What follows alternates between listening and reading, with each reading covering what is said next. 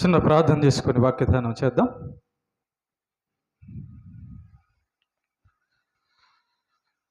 పరలోకమందున మా కన్న తండ్రి, నీ నామమునకు స్తుతి, మహిమ, ఘనత, ప్రభావములు తెలియచేస్తూ ఉన్నాం. మరొక దినాన్ని మాకు అనుగ్రహించినందుకు స్తోత్రాలు. నీ పక్షాన నీవు నిలబెట్టుకున్న నీ దాసునైనా నేను అల్పజ్ఞుడను, పాపిని, నిష్ప్రయోజకుడను. కేవలం నీ ప్రేమ, నీ కృప చేత నీవు నిలబెట్టావు. మా అందరితో మాట్లాడమని ప్రార్థన చేస్తూ ఉన్నాం. అభ్యంతరపరచ చూచే సాతాను, దురాత్మ, చీకటి శక్తుల ప్రభావాన్ని తొలగించండి. నీ కొరకు ఉన్నతంగా మేము నేర్చుకున్నట్లుగా, పాటించినట్లుగా దీవించమని క్రీస్తు యేసు ప్రభు పేరిట ఈ ప్రార్థన మీకు సమర్పిస్తున్నాము తండ్రి, ఆమెన్. ప్రేమైన దేవుని బిడ్డలారా, ఈరోజు ఒక పాఠం మనం నేర్చుకుందాం. గలతీలకు రాసిన పత్రిక 6వ అధ్యాయము 7వ వచనంలో ఇలా వ్రాయబడి ఉంది. గలతీ పత్రిక 6వ అధ్యాయము 7వ వచనము: మోసపోకుడి, దేవుడు వెక్కిరింపబడడు, మనుష్యుడు ఏమి విత్తునో ఆ పంటనే కోయును. చదవబడిన యొక్క లేఖన భాగాన్ని మనం గమనిస్తే దేవుడు అంటున్నాడు, ప్రతి మనిషి కూడా ఒక వ్యవసాయకుడు లాంటి వాళ్ళంట. వ్యవసాయకుడు అంటే రైతు. వ్యవసాయకుడు, రైతు ఏం పని చేస్తాడమ్మా? పొలం పని చేస్తాడు. చూడండి, ఆ వ్యవసాయకుడు పంట కోసం ముందేం చేస్తాడంటే, ఆ పంట పొలంలో ఉన్నటువంటి చెత్త చెదారము, ముళ్ళు, ఇదంతా కూడా నీట్గా తీసేస్తాడు. తీసేసి ఆ పొలం అంతా కూడా సిద్ధం చేసి, విత్తనాలు వేయడానికి సిద్ధం చేసి, అప్పుడు ఆ యొక్క పొలంలో విత్తనాలు వేస్తాడు. విత్తనాలు వేసిన తర్వాత ఒకవేళ నీళ్లు కానీ లేకపోతే, బావు లేకపోతే చెరువు సంబంధించిన సహాయం లేకపోతే వర్షం కోసం ఎదురు చూస్తుంటాడు. వర్షం ఎప్పుడు పడుతుందా అని ఎదురు చూస్తుంటాడు కదా. ఎప్పుడైతే వర్షం పడుతుందో ఆ నీళ్లు సదుపాయం కలిగి ఆ రైతు యొక్క పంటకి సహాయం అవుతుంది. ఆ విత్తనాలు మొలకెత్తి కాయలు కాస్తాయి. కనుక దీన్ని మనం లోకంలో చూస్తూ ఉన్నాం, ఒక రైతు, ఒక వ్యవసాయకుడు ఎలా చేస్తాడు అని. ప్రేమైన దేవుని బిడ్డలారా, యాకోబు పత్రిక 5వ అధ్యాయం 7వ వచనంలో కూడా ఆ మాట రాయబడి ఉంది. యాకోబు పత్రిక 5వ అధ్యాయము 7వ వచనంలో ఏమని రాయబడి ఉందంటే, సహోదరులారా, ప్రభువు రాకడ వరకు ఓపిక కలిగి ఉండుడి. చూడుడి, వ్యవసాయకుడు తొలకరి వర్షమును కడవరి వర్షమును సమకూడు వరకు విలువైన భూఫలము నిమిత్తము ఓపికతో కాచుకొని దాని కొరకు కనిపెట్టును కదా. సరే, వ్యవసాయకుడు గురించి చెప్పబడింది. వర్షం కొరకు కనిపెట్టుకుంటాడంట. ఏమా, తొలకరి వర్షము కడవరి వర్షం కొరకు రావాలని, వర్షం పడాలని, నేను విత్తనాలు వేస్తున్నాను కాబట్టి అది పంట రావాలని వ్యవసాయకుడు పంట, ఆ ఫలాల కోసం ఎదురు చూస్తూ ఉంటాడంట. కాబట్టి దీంట్లో మనం నేర్చుకోవాల్సిన పాఠం ఏంటంటే, ప్రతి మనిషి కూడా వ్యవసాయకుడు అన్నాడు. ప్రతి మనిషి ఎట్ట రైతంట. ప్రతి మనిషి ఏం వ్యవసాయకుడు, ఏం రైతు, ఏం పంట, ఏంటి కథ అని అంటే గుర్తుపెట్టుకోండి. పొలంలో ఒక రైతు వేసేది విత్తనం అయితే, గోధుమ విత్తనాలు వేస్తే గోధుమ పంట వస్తుంది, మామిడి విత్తనం వేస్తే మామిడి పంట వస్తుంది, అంతే కదా. మిరప విత్తనాలు వేస్తే మిరపకాయలు వస్తాయి, వంకాయ విత్తనాలు వేస్తే కొబ్బరికాయలు వస్తాయా? ఏమొస్తాయి? ఏ విత్తనానికి ఆ చెట్టే వస్తుంది. Okay, right. కాబట్టి మనుషుడు ఏ విత్తనం విత్తితే ఆ కాయలే కదా వస్తాయి. ఇక్కడ దేవుడు మనతో ఆత్మ సంబంధంగా చెబుతున్న మాట ఏంటంటే, మనుషులు 2 రకాల విత్తనాలు విత్తుతారంట. మనుషులు వ్యవసాయకులు, మనుషులు రైతులు. కనుక మనుషులంట 2 రకాల విత్తనాలు విత్తుతారంట. ఏం విత్తనం అది? నీతి విత్తనం ఒకటైతే పాపపు విత్తనం ఇంకొకటి. ఇక్కడ విత్తనాలు అంటే మనం చేసేటటువంటి పనులు. ఇక్కడ విత్తడం అంటే దాన్ని విత్తిన తర్వాత దానికి వచ్చే పంట. అంటే ఒక మనుషుడు నీతి అనే కార్యాలు విత్తితే, నీతి దేవుని మాట వాక్యం అనే విత్తనాలు విత్తితే, ఒకడు నీతి చేస్తే దేవుడు ఆ నీతికి ఏం ప్రతిఫలం ఇస్తాడో అది పొందుతాడు, ఆ ప్రతిఫలం పొందుతాడు. మరి పాపం చేసిన వాడు ఏం పంట పొందుతాడు? ఏం పంట దొరుకుతుంది? పాపం చేసిన వాడికి ఆ పాపం వలన ఏ ఫలం వస్తుందో ఆ ఫలమే, ఆ శిక్షే పాపం చేసిన వాడికి దొరుకుతుంది.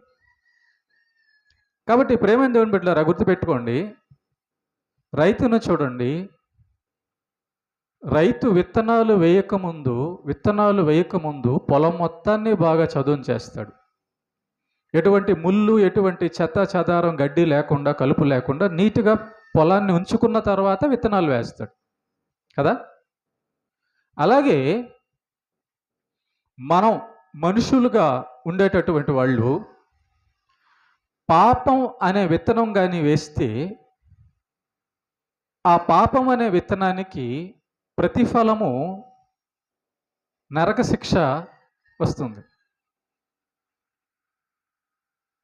కనుక ప్రతి మనిషి కూడా రైతే, ప్రతి మనిషి కూడా వ్యవసాయకుడే. మనం ఏం మాటలు మాట్లాడుతున్నామో ఆ మాటకి ప్రతిఫలం పొందుతాం. మనం ఏ పనులు చేస్తున్నామో ఆ పనికి ప్రతిఫలం పొందుతాం. పని విత్తనం. రైట్. ప్రేమైన దేవుని బిడ్డలారా, ఫిలిప్పీ పత్రిక 3వ అధ్యాయము 20వ వచనంలో ఇలా రాయబడి ఉంది. మన పౌరస్థితి పరలోకమునందు ఉన్నది, అక్కడ నుండి ప్రభువైన యేసుక్రీస్తు అను రక్షకుని నిమిత్తము కనిపెట్టుకొంచుంటున్నాము. మరి యేసు ప్రభువును నమ్మిన వాళ్ళు, చర్చికి వచ్చేవాళ్ళు, ఆయన చెప్పిన మాటలు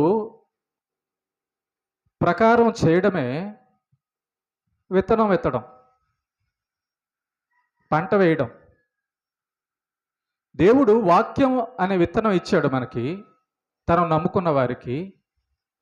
ఆ వాక్యం అనే విత్తనాన్ని మనం విత్తాలి. అంటే ఆ వాక్య ప్రకారం మనం నడవాలి. వాక్యం విత్తితే వాక్యమే ప్రతిఫలం వస్తుంది. కనుక ఏ విత్తనం విత్తితే ఆ ప్రతిఫలం మనకు వస్తుంది. దేవుడు వాక్యాన్ని ఒక విత్తనంలాగా మనకి ఇచ్చాడు.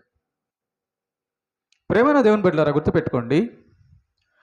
పనిచేసి జీతం కొరకు చూడాలి. పనిచేసి జీతం వస్తుందని చెప్పి అనుకోవాలి కదా. పనిచేసినోడు దేనికోసం ఎదురు చూస్తుంటాడు? జీతం కోసం ఎదురు చూస్తుంటాడు కదా. కాబట్టి పని చేసిన తర్వాత జీతం వస్తుంది. పని చేసిన వాడు జీతం కొరకు ఎదురు చూస్తుంటాడు. అయితే మరి పరలోకం మనకెలా వస్తుంది? ఆ పరలోకం మనకెలా వస్తుంది? మనం ఏమి విత్తనాలు విత్తకుండా పంట ఎలా వస్తుంది? ప్రేమైన దేవుని బిడ్డలారా, బైబిల్లో ఫిలిప్పీ పత్రిక 3:20లో మన పౌరస్థితి పరలోకమునందు ఉన్నది. అంటే ఈ భూమి ఆకాశాలన్నీ కూడా నాశనం అయ్యేదే, ఈ దేహము కూడా ఒకరోజు విడిచిపెట్టాల్సిందే. కనుక ఈ భూమి మీద మనం ఉన్నప్పుడు యేసు ప్రభు దగ్గరికి వచ్చిన తర్వాత పరలోకం గురించి మనం విన్నాక ఆ పరలోకానికి వెళ్ళేటటువంటి పనులు చేయడమే విత్తనం. దేవుడు మనకి ఏం చేయమని ఆజ్ఞ ఇచ్చాడో, వాక్యం ఇచ్చాడో, విత్తనం ఇచ్చాడో చూడండి. రైతు పంట కావాలనుకున్నప్పుడు పని చేస్తాడు. ఏం పని చేస్తాడు? పని చేసి ఫలం కోసం ఎదురు చూస్తాడు. కనుక పొలం సక్రమంగా దున్నబడకపోతే, ఆ పని చేయకపోతే, పొలం శుద్ధం చేయకపోతే నీకు వేసిన విత్తనాలు బాగా మొలవు. కలుపు ఉంటుంది, ముళ్ళు చెట్లు, రకరకాలన్నీ ఉంటాయి. కనుక విత్తనం వేయకముందు రైతు పని చేస్తాడు, పొలాన్ని చదును చేస్తాడు, పని చేస్తాడు. అలాగే ఆ విత్తనం వేసి నీళ్లు పెడతాడు, నీళ్లు కోసం ఎదురు చూస్తాడు, ఎరువు వేస్తాడు, నీళ్ళు ఎప్పుడు వేయాలో, వర్షం ఎప్పుడు వస్తుందో కాచుకొని ఉంటాడు, పని మీద ఉంటాడు అన్నమాట. నేను పంట వేశాను కాబట్టి, విత్తనం వేశాను కాబట్టి ఇంక దాని అంతటా అదే మొలిచిపోద్దులే అనుకోండి. జాగ్రత్తగా చేతికి పంటకు వచ్చే వరకు రైతు పని చేస్తూ ఉంటాడు. పని చేసిన తర్వాత కోసేటప్పుడు కూడా పనే. ఆ పని అయిన తర్వాత మళ్ళీ జాగ్రత్తగా తీసుకుని వచ్చి ఇంట్లో పెట్టడం, పనులు అన్నమాట. ఇలా కష్టపడితే పని చేస్తే ఆ పొలం పని చేసినందుకు ఇతనికి ఒడ్లు గింజలు వస్తాయి, బియ్యం వస్తుంది, కూరగాయలు వస్తాయి. కాబట్టి మనం రైతులను చూస్తున్నప్పుడు వాళ్ళు అలా చేస్తున్నారు కదా. వాళ్ళు పంట కోసం ఆశపడి పొలం అంతా దున్ని నీట్గా చేసి రకరకాల పనులన్నీ చేసిన తర్వాత కదా పంట వస్తుంది అని మనం చూస్తూ ఉన్నాం. ఇక్కడ చర్చిలో కూడా, సంఘంలో కూడా మనుషులందరూ రైతులు లాంటి వాళ్ళే. అంటే ఏ మనిషి అయితే ఎలా బ్రతుకుతున్నాడో, ఏం పని చేస్తున్నాడో అవే విత్తనాలు అన్నమాట. మన పౌరస్థితి పరలోకమునందు ఉన్నది అని పౌలు గారు రాస్తున్నాడు. అక్కడ నుండి ప్రభువైన యేసుక్రీస్తు అను రక్షకుని నిమిత్తం కనిపెట్టుకో ఉన్నాం. చూడండి, రైతు ఎలాగైతే వర్షం ఎప్పుడు పడుతుందా అని కనిపెట్టుకొని ఉంటాడు. ఎప్పుడు ఎలా కనిపెడతాడు? ముళ్ళ చెట్లు అన్నీ అట్లా ఉండంగా అప్పుడు కనిపెట్టడు. పొలమంతా చదును చేస్తాడు. చదును చేసిన తర్వాత వర్షం కోసం ఎదురు చూస్తుంటాడు. పని చేసిన తర్వాత వర్షం కోసం ఎదురు చూస్తుంటాడు. కాబట్టి రైతుకు ఒక నమ్మకం ఉంది. ఈ పొలం దున్నితే, ఈ విత్తనాలు వేస్తే, నీళ్లు బాగా పెడితే పంట వస్తుందని నమ్మకం ఉంది. కాబట్టి ఆ నమ్మకంతో పంట వేస్తున్నారు. ఓకేనా? యేసు ప్రభువును నమ్మిన మనకున్న నమ్మకం ఏంటి? క్రైస్తవులకు ఉన్నటువంటి ఆశ, ఎదురు చూపు, కనిపెట్టుట ఏంటంటే యేసు ప్రభు మనకు చేసిన వాగ్దానం ఏంటంటే, మిమ్మల్ని నేను పరలోకం తీసుకువెళ్తాను, మీరు పరలోకానికి రావాల్సి ఉంది, ఆ పరలోకం ఇవ్వడానికే నేను ఆ కలవరి సిలువలో బలయ్యాను, వాక్యం ఇచ్చాను, పరిశుద్ధాత్మ తోడు అందించాను.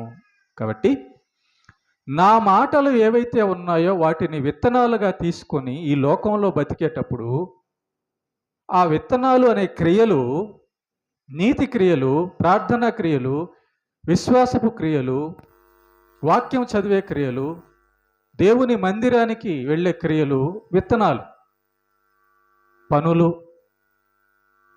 కనుక ఈ భూమి మీద భక్తులైన వాళ్ళందరూ కూడా పరలోకం కోసం ఎదురు చూశారు. ఎలా ఎదురు చూశారు? భూమి మీద దేవుడు చెప్పినట్టుగా బతికినందువలన మేము దేవుడు చెప్పినట్టుగా బతుకుతున్నాం, చేశాం కాబట్టి మాకు పరలోక ఫలం వస్తుంది.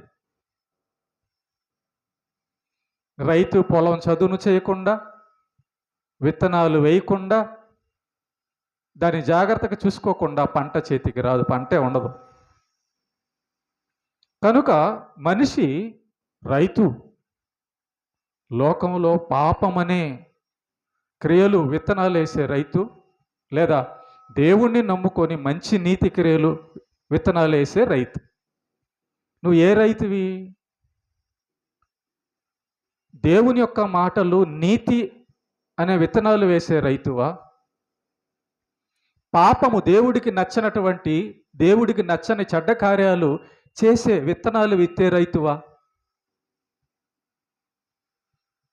దేవుడు చెప్పినట్టు నమ్మేవాడు పరలోకం కోసం ఎదురు చూస్తుంటాడు.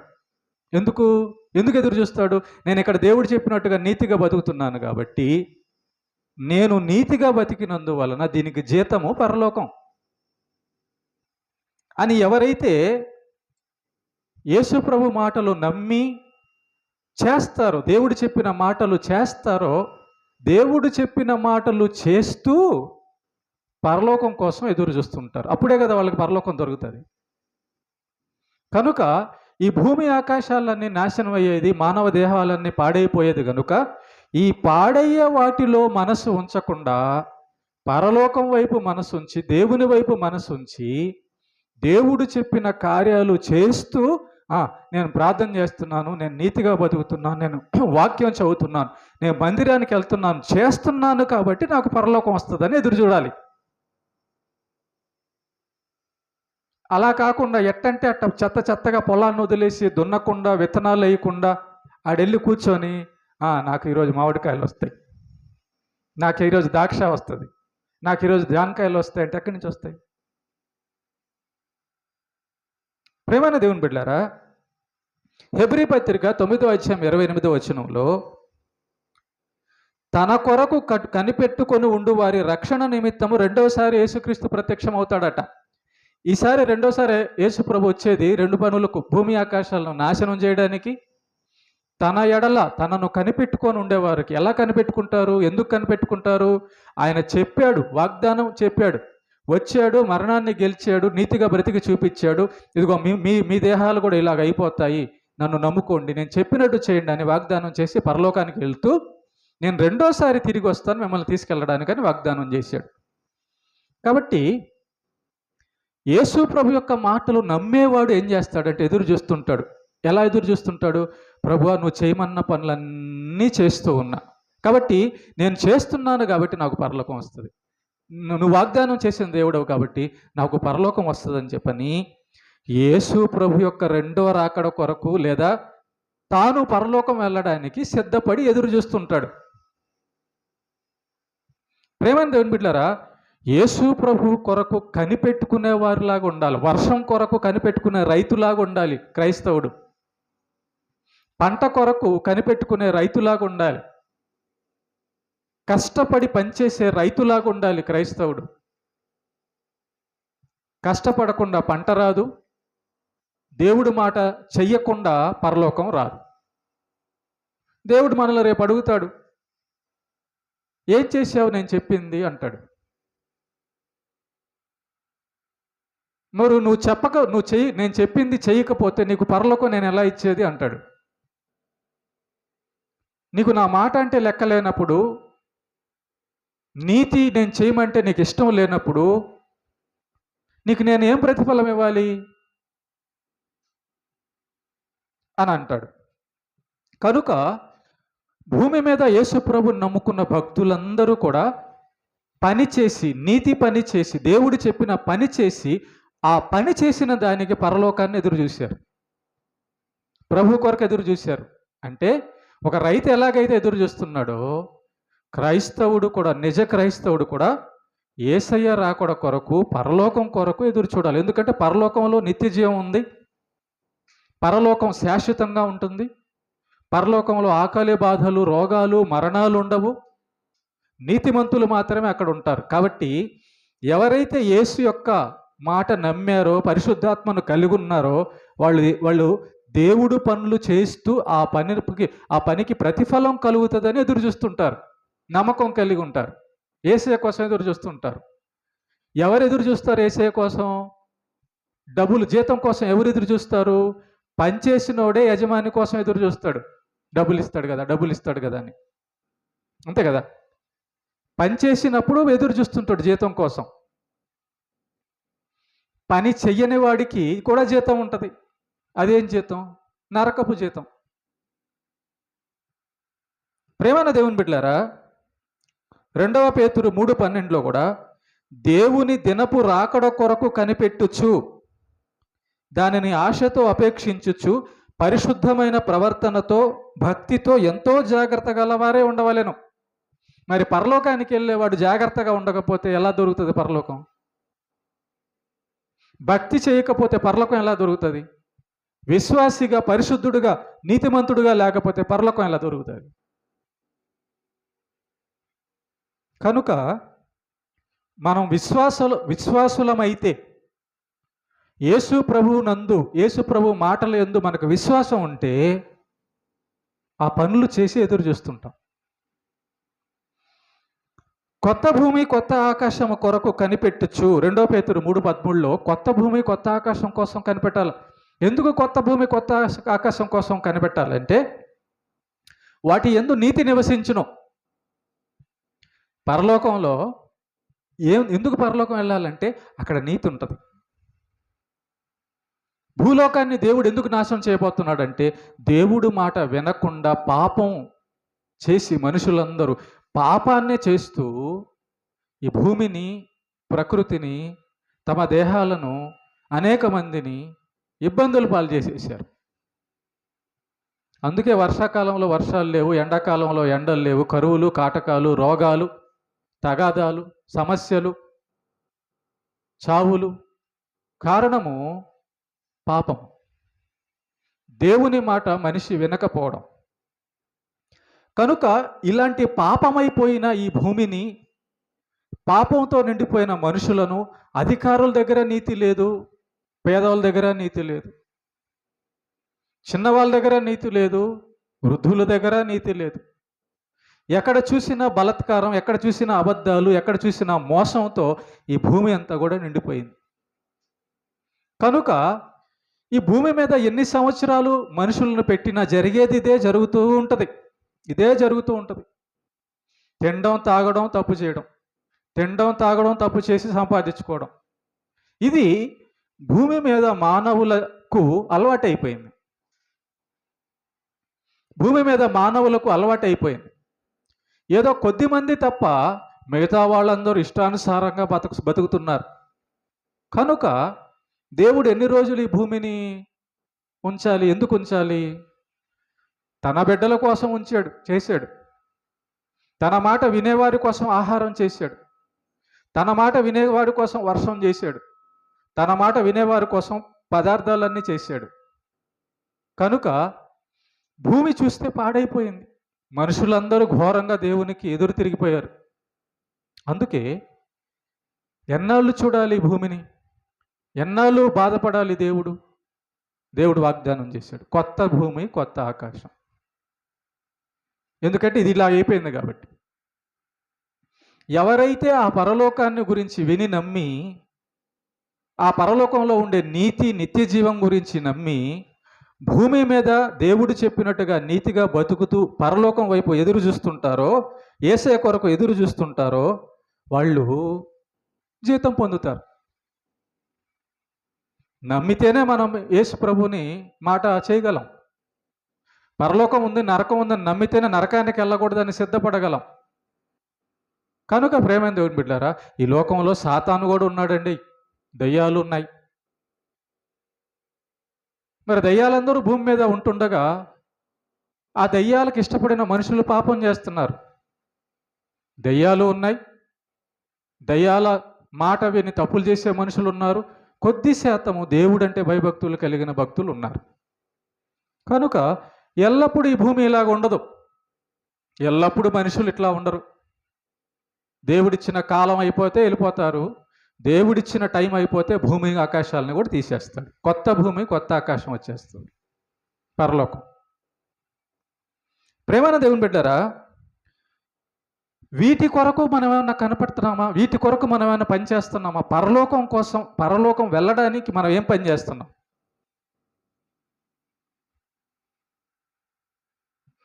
మనం పరలోకం వెళ్ళాలంటే దేవుడు మనకి పరలోకం ఎందుకు ఇస్తాడు? ఊరికినే ఎందుకు ఇస్తాడు? ఇష్టానుసారంగా బతికే వాళ్ళకి కళ్ళు మూస్తే ఎప్పుడు కళ్ళు మొత్తం మనకు తెలియదు. ఏ రోజు మన మరణ దినం వస్తుందో మనకు తెలియదు. మానవుడు అనుకుంటుంటాడు, నేను కాదు కదా చచ్చిపోయింది, ఇది పక్కింటి ఆయన కదా, నేను కాదు కదా చచ్చిపోయింది, అదే ఏదో ఊర్లో కదా. ఒకరోజు దేవుడు అందరికీ టైం పెట్టున్నాడు, వస్తుంది. మరి ఆ రోజున చనిపోయినప్పుడు నువ్వు తీర్పు సింహాసనం దగ్గర నిలబడితే ఏం పని చేసావో దానికి ప్రతిఫలం పొందుతావు. ప్రేమైన దేవుని బిడ్డలారా, విత్తనాలు, అబద్ధాలు విత్తనాలు అండోయ్, బూతులు విత్తనాలే, చెడు విత్తనమే. కనుక ఇలాంటి పాపపు విత్తనాలు మనం వెతుతుంటే మనం మాయలో పడకూడదుగా. నేనేం చేసినా నాకేం కాదనుకోవడం అనేది మాయ కదా, అది మోసపోవడం కదా, సాతాను మోసం కదా. సాతాను వైపు తిరిగితేనే వాడు మోసం చేస్తాడు. ప్రేమైన దేవుని బిడ్డలారా, ఏం విత్తనం వెతుతున్నాం మనం? మనం మాట్లాడే మాటలే, మనం చేసే పనులే విత్తనాలండి, విత్తనాలు. మనం అబద్ధం విత్తితే ఆ అబద్ధం మనకు ఆశీర్వాదాన్ని తేదు. మనం మోసం విత్తితే, భక్తిహీనత, దేవుడంటే భయం లేకుండా ఇష్టానుసారంగా బతికితే దానివల్ల మనకేమొస్తుంది? పరలోకం వస్తుందా? రాదు. అందుకే దేవుడు చెప్పినట్లు చేస్తూ ఓపికగా కనిపెడుతూ సహాయం పొందాలి. ఊరికనే రాదు. ఇంకోటి కూడా విత్తనం వేసిన రోజే పంట ఏం రాదు చేతికి, రైతుకి. ఆ విత్తనం మొలకెత్తి పెద్దదయ్యి పూలు కాసి కాయలు కాసే వరకు ఓపికగా ఉండాలి, పని చేస్తుండాలి, దానికి ఆ చెట్టుకు పని చేస్తుండాలి. ఇక్కడ క్రైస్తవులు అనేవాళ్ళు కూడా వ్యవసాయకులు, రైతులు. దేవుడు చెప్పినట్టుగా ప్రార్థన చేస్తూ, దేవుడు చెప్పినట్టుగా విశ్వాసిగా ఉంటూ, నమ్మకంగా, చివరి వరకు నమ్మకంగా ఉంటూ దేవుడి మీద వాక్యం చదువుతూ, వాక్య ప్రకారం బతుకుతూ, మందిరం మానక ఉండే పనులు చేస్తే అప్పుడు మనం ఎదురు చూడొచ్చు పరలోకానికి. అప్పుడు మనం పరలోకం కోసం ఎదురు చూడొచ్చు. నేను అన్నం తినాలనుకున్నాను, వండి ఉండాలిగా, అంతేనే కదా. అన్నం ఆకలేసింది, ఎలా వస్తుంది నాకు అన్నం? అన్నం వండుంటే ఎలా తినగలను? కట్టెలు తెచ్చుకోవాలా, బియ్యం తెచ్చుకోవాలా, నీళ్లు తెచ్చుకోవాలా, దబర్లు కావాలి, కూరగాయలు కావాలి. అవన్నీ రెడీ చేసుకొని కష్టపడి వండితే అన్నం తినగలను. అన్నం కోసం ఎదురు చూడవచ్చు. అలా కాకుండా కూర్చొని నాకు 1 గంట అయింది అన్నం వస్తుంది, 1 గంట అయింది అన్నం వస్తుంది అనుకుంటే యాడ్ నుంచి వస్తుంది? కష్టపడకుండా రాదు. కనుక ఈరోజు దేవుడు మనకు నేర్పుతున్న పాఠం ఏంటంటే, నువ్వు రైతువి, మనం రైతులం, వ్యవసాయకులం. ఏం విత్తనాలు వెతుతున్నామో ఆ పంటకు వస్తామండి. లేదా మీరు చెప్పండి, లేదు పాస్టర్ గారు, మామిడికాయ విత్తనం వేస్తే మామిడికాయ చెట్టు ఎందుకు వస్తుందండి? యాపిల్ చెట్టు కదా వస్తుందని చెప్తావా? అలా కాదుగా. వేపకాయ విత్తనం ఎత్తితే జాంకాయ రాదుగా, జాంకాయ చెట్టు రాదుగా. దేవుడిచ్చిన ఈ అవకాశాన్ని, దేవుడిచ్చిన ఈ ఆయుష్ను, దేవుడిచ్చిన ఈ శరీరాన్ని, కళ్ళును, చెవులను, నోటిని, కాళ్ళు, చేతులను దేవుడు పని చేస్తే కళ్ళు, నోరు, చెవులు, ముక్కు, చేతులు, కాళ్ళు, మన సర్వ అవయవము దేవుడు చెప్పిన పని చేస్తే ఈ అవయవానికి మహిమదేహం ప్రతిఫలం. చావు లేని దేహం, ఆకలి దప్పులు లేని దేహం, అది అన్నమాట ప్రతిఫలం, నిత్య జీవం, పరలోకం. మరి దీన్ని నమ్మినోళ్లే కదా అమ్మో పరలోకం నేను వెళ్ళాలి, నరకానికి వెళ్ళకూడదని దేవుడు చెప్పినట్టు చేసేది, పని చేసేది. కాబట్టి మనం ఎలాంటి వ్యవసాయకులము, ఎలాంటి రైతులము? పంట వేయకుండానే పంటను కోసే రైతులైతే మోసం కదా. విత్తనం వేయకుండానే నాకు కాయలు వచ్చేస్తాయి, చెట్లు వస్తాయంటే అది మోసం కదా. కాబట్టి అందుకే అన్నాడు, మోసపోకుడి దేవుడు వెక్కిరింపబడడు, మనుష్యుడు ఏమి విత్తినో ఆ పంటే కోస్తాడు. కాబట్టి సాతాను మనల్ని మోసం చేయొచ్చు. ఏం పర్లేదు, నువ్వు ఎట్ట బతికినా నీకేం కాదులే, అది మోసమే. ఎలా బతికినా ఏం కాదా? చావు ఎలా వస్తుంది మరి? జీవితాలు ఎందుకు పతనమైపోతున్నాయి? అనారోగ్యం ఎందుకు వస్తుంది? తెలియకుండానే మనకు సమస్యలు ఎందుకు వస్తున్నాయి? ఇక్కడ భూమి మీద రాజులుగా ఉన్న వాళ్ళు ఏరి, చనిపోయిన వాళ్ళంతా ధనవంతులు, జ్ఞానవంతులు, శాస్త్రవేత్తలు, చదువుకున్న వాళ్ళు ఏరి. కాబట్టి మనుష్యుడు ఎప్పుడు కూడా సొంత ఆలోచనతో జ్ఞానంతో వెళ్తే దేవుడు చెప్పిన నీతి క్రియలు ఉండవు. నీతి క్రియలు లేకపోతే నరకమే గతి అవుతుంది. ప్రేమైన దేవుని బిడ్డలారా, ఎలా మనం పరలోకం కోసం ఎదురు చూడాలంటే, ఎలా మనకు వస్తుందంటే, ఒకటి దేవుడు చెప్పినట్లు చేస్తూ ఉండాలి. రెండు, యేసయ్య రాకడ కొరకు మనం పరలోకం వెళ్ళే వరకు ఓపికతో ఉండాలా. నిన్న ఆదివారం చర్చికి వెళ్ళాను కదా, ఇంక సంవత్సరం మొత్తం వెళ్ళకపోతే అంటే అట్లా కుదరదు. ఓపికతో చేస్తూ ఉంటే దేవుడు చెప్పిన వాగ్దానం ఆయన నెరవేరుస్తాడు. కాబట్టి ఒకరోజు యేసయ్య వస్తాడు, లేదా మనల్ని పరదేశుకు తీసుకెళ్తాడు. దేవుడు చెప్పినట్లుగా క్రియలనే విత్తనాలు మనం వేయాలి. ఆ విత్తనం, దేవుడి మాట అనే విత్తనం వేస్తే మనల్ని చూసి ఇంకొకడు కూడా భక్తిపరుడు అవుతాడు, ఇంకొకడు కూడా దేవుడిని నమ్ముకునేవాడు అవుతాడు.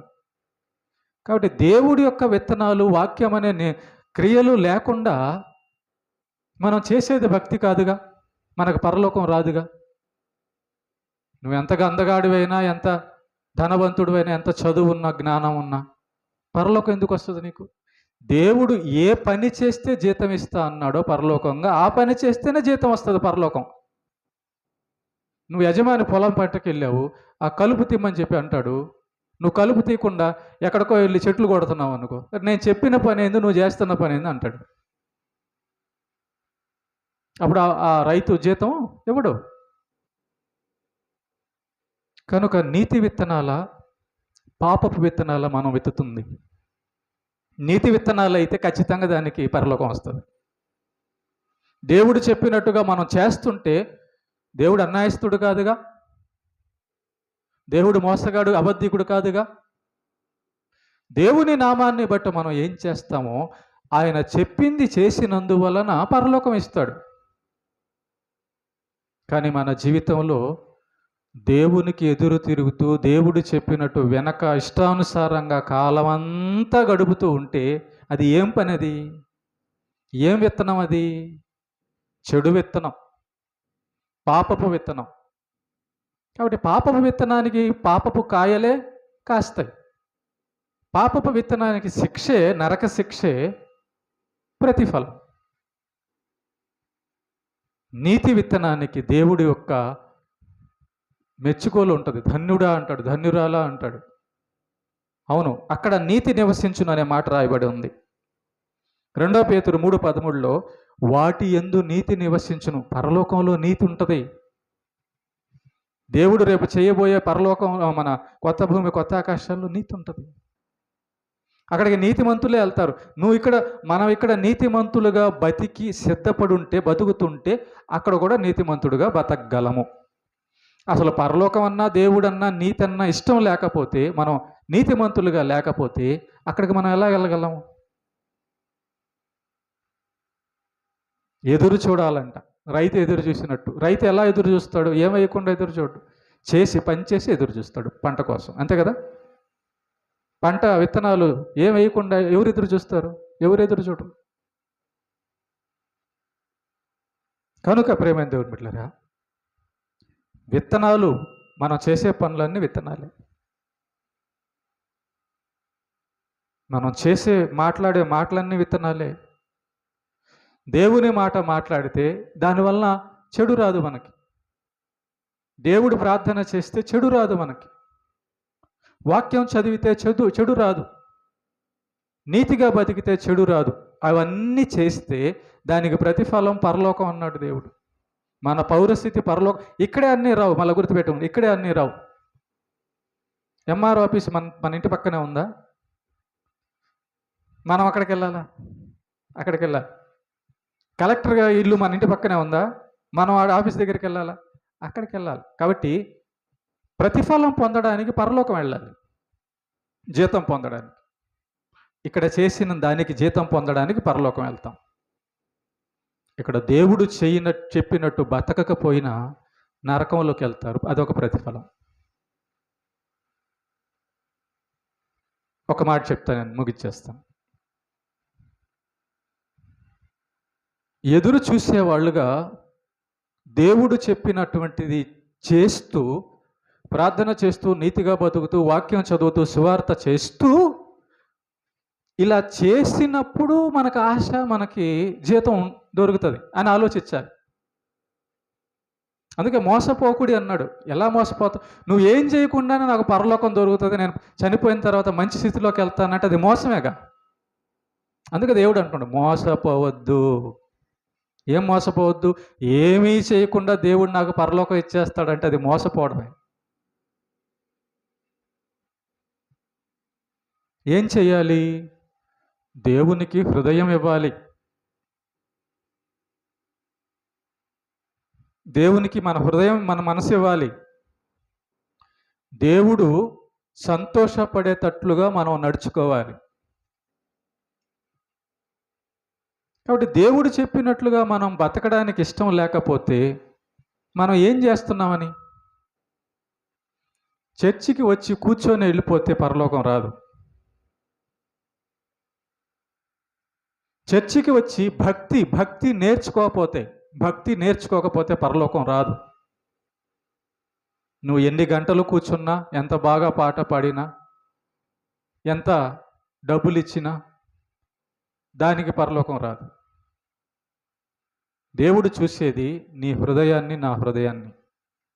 దేవుడు కోరుకునేది నీతిని. కనుక ప్రభువా, నువ్వు నాకు ఆజ్ఞాపించావు కదా నీతిగా బతకమని, కనుక నేను నీతిగా బతికాను, ప్రార్థన చేస్తున్నాను అంటాడు దానియేలు గారు. అన్నాడు. మోషే ఆ మాట అన్నారు, భక్తులందరూ ఆ మాటలు అన్నారు. అందుకే హిజ్కియా కూడా, నువ్వు చెప్పినట్లు బతికాను కదా, నాకు ఇంకొంత ఆయుష్ ఇవ్వమంటే జీతం ఇచ్చాడు దేవుడు. నీతిగా బతికినందుకు జీతం ఇచ్చాడు.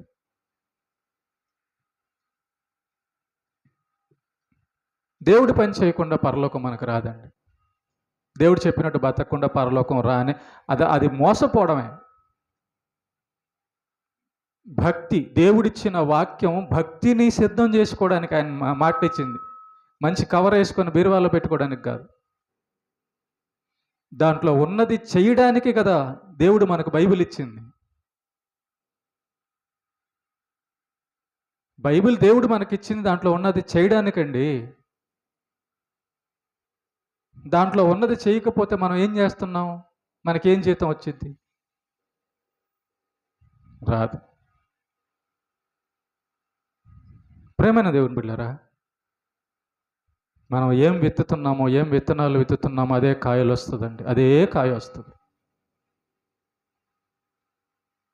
నీతి విత్తకపోతే పరలోకం అనే ఫలము రాదు. భక్తులందరూ ఎదురు చూశారు, నీతిగా బతికి ఎదురు చూశారు. నీతిగా బతికితే పరలోకం వస్తుంది. యేసయ్య కోసం ఎదురు చూశారు. యేసయ్య కోసం ఎందుకు ఎదురు చూశారు? నీతిగా బతికారు కాబట్టి ఎదురు చూశారు. యేసయ్య కోసం ఎదురు చూడడం లేదు, ఆయన రాకడ కోసం ఎదురు చూడడం లేదు, పరలోకం కోసం వెళ్ళాలన్న ఆలోచన, దాని గురించిన జ్ఞానం లేకపోతే జీవితం అలా వెళ్ళిపోద్ది. దేవుడిచ్చిన టైం అంతా అయిపోద్ది. అదే మోసపోవడం. దేవుడేమో వాక్యం ఇచ్చాడు, ఆయుష్ ఇచ్చాడు, అన్ని సదుపాయంగా ఇచ్చాడు మనకి. దాన్ని వాడుకోకపోతే మన టైం అంతా అయిపోద్ది. చూడండి ఎలా గతికిచ్చిపోతుందో. వారాలు, నెలలు, సంవత్సరాలు దగ్గరకు వచ్చేసింది. 2026 అక్టోబర్ నెలలోకి వచ్చేసాం. సంవత్సరం అయిపోతుంది. మన పని నీతి అనే పంట వేయడం, పొలం చేయడం. క్రైస్తవుడి పని నీతి అనే విత్తనాలు వేసి, పని చేసి, విత్తనాలు వేసి ఆ పంట కోసం ఎదురు చూడాలి. నువ్వు నీతి అనే విత్తనం పంట వేసి చేస్తూ ఎదురు చూడు పరలోకం కోసం. అలా చేసేవాడే పరలోకం కోసం ఎదురు చూస్తాడు. నీతిగా బతకడం లేదు, పరలోకం లేదు, ఇంకా దేవుడు లేదు వాడికి. చేయడు వాడు, ఇష్టానుసారంగా బతుకుతుంటాడు. అంతే. నమ్మకం ఉండదు, దేవుడు అంటే భయం ఉండదు, ఇష్టానుసారమైన మాటలు, జీవితం అలా టైం అయిపోద్ది. అంతే. ఒకసారి ఆలోచించండి, ఎన్ని సంవత్సరాలు బతుకుతారు మనుషులు ఇక్కడ? ఒకరోజు పోవాలి కదా. మరి 4 రోజులు ఉండే ఈ జీవితాన్ని నిర్లక్ష్యంగా బతికితే ఎట్టగా? చనిపోయిన తర్వాత తీర్పు ఉందని తెలిసిన తర్వాత కూడా నిర్లక్ష్యంగా బతికితే ఎట్లాగా? ఎవడు ఏం చేస్తున్నాడో మనకు అనవసరం అండి. దేవుడు మనకేం చెప్పాడో అది అవసరం. బిల్డింగ్ మీద బిల్డింగ్ కట్టేవాళ్ళు కడుతున్నారు, తీసుకెళ్తారా? కోటాను కోట్లు సంపాదిస్తున్నారు, తీసుకెళ్తారా? తీసుకెళ్ళరు. కాబట్టి మోసపోవద్దు, మోసపోవద్దు. వాళ్ళు చేసే పనులు చూసి నేను కూడా అలా చేయాలని మోసపోవద్దు. ఎవడు ₹1 కూడా తీసుకెళ్ళడు. ఈ భూమి మీద బతికిన కాలం దేవుణ్ణి మహిమపరిచి పరలోకం కోసం ఎదురు చూడాల, పని చేసి. ఓకేనా? అర్థమైంది అందరికీ? ఏమో అర్థమైంది కదా? కాబట్టి విత్తనం, మనం రైతులం. మనం ఏం వేస్తామో దాని ప్రతిఫలం మనం పొందుతాం. నీతి అనే విత్తనాలు విత్తుదాం. దేవుని యొక్క వాక్యం అనే విత్తనాల్లో మనం పాటిస్తే మంచి మంచి ఫలాలు దొరుకుతాయి. ఇంకోటి ఏంటో తెలుసా? దేవుని వాక్యం అనేది మంచి ఫలం. దేవుని వాక్యం అనేది నీతి విత్తనం. చూడండి, మనం నీతిగా బతుకుతుంటే ఎంత మంచోడైపోతామో, ఎంత మంచిది అయిపోద్దో. దేవుడు కోరుకునేది అదే. మనలోంచి కూడా ఫలాలు రావాలి. ఏం ఫలాలి? యేసు ప్రభు దగ్గరకు వచ్చిన తర్వాత మంచోడు అయిపోయాడు, నీతిమంతురాలు అయిపోయింది. అది ఫలం కనబడ్డం మన భక్తి అంటే. ఇక్కడికి వచ్చిన తర్వాత కూడా ఆ పాత జీవితమే ఉందనుకో, మరి ఏం చేస్తున్నావు చర్చిలో నువ్వు?